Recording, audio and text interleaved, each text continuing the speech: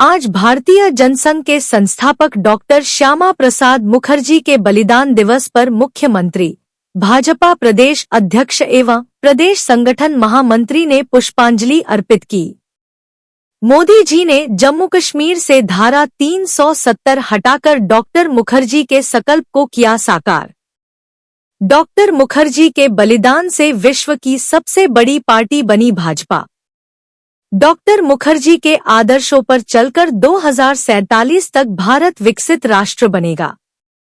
Doctor Mukherjee मौलिक चिंतक, राष्ट्रवादी विचारक, भारतीय जीवन मूल्यों के संस्कारित पुजारी थे। डॉक्टर मुखर्जी जी के बलिदान दिवस के अवसर पर हमारे यशस्वी प्रदेश अध्यक्ष जी श्रीमान विष्णु शर्मा जी ने सारी बातें रखी है और हम सब ये भी भूले नहीं, डॉक्टर अंबेडकर जी ने धारा 370 का विरोध किया था, लेकिन उसके बाद भी संविधान की एक अनुच्छेद बना करके कांग्रेस ने दबाव से डलवाया था।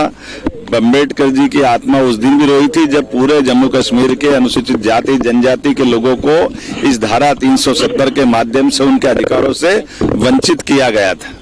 अंबेडकर जी के जीते जी उनको कोई निर्वाचन का, किसी लोकसभा का चुनाव कांग्रेस ने जीतने नहीं दिया और ये डॉक्टर मुखर्जी जी का बलिदान भी इस बात का एहसास कराता कि उस धारा 370 के कारण से डॉक्टर मुखर्जी जब विरोध करने गए और उनके उस घटनाक्रम में आज तक उनके उस समय हुई एक तरह से उस मर्डर की सच्चाई देश के सामने नहीं आने दी।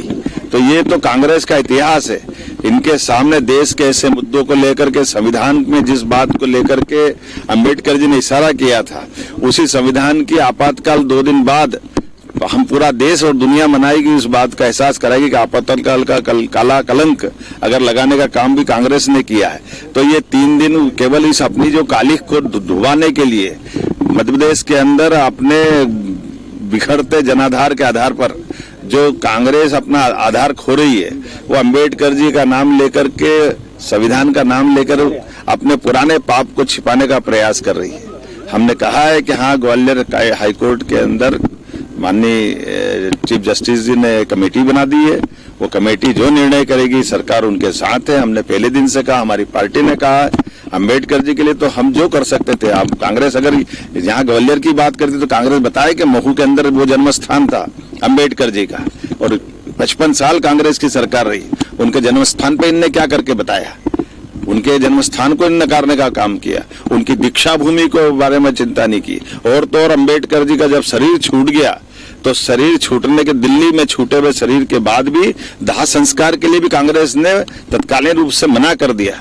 उनकी पत्नी ने विमान से पार्थिव शरीर को ले जाकर बंबई में जब दाह कराया तो कांग्रेस के लोगों ने उस विमान का किराया भी, जहाँ जिसमें उनकी बॉडी गई थी, उसका पैसा भी अंबेडकर जी की पत्नी से लिया था। कांग्रेस माफी मांगे इन पापों के आधार पर। कांग्रेस कहाँ जाएगी? कांग्रेस ने तो सदैव अंबेडकर जी का अपमान किया और सारे हमारे पूरे प्रदेशवासी और देशवासी सभी वर्ग के लोग जानते हैं कि कांग्रेस का नकली आडंबर ये चढ़ने वाला नहीं, चलने वाला नहीं।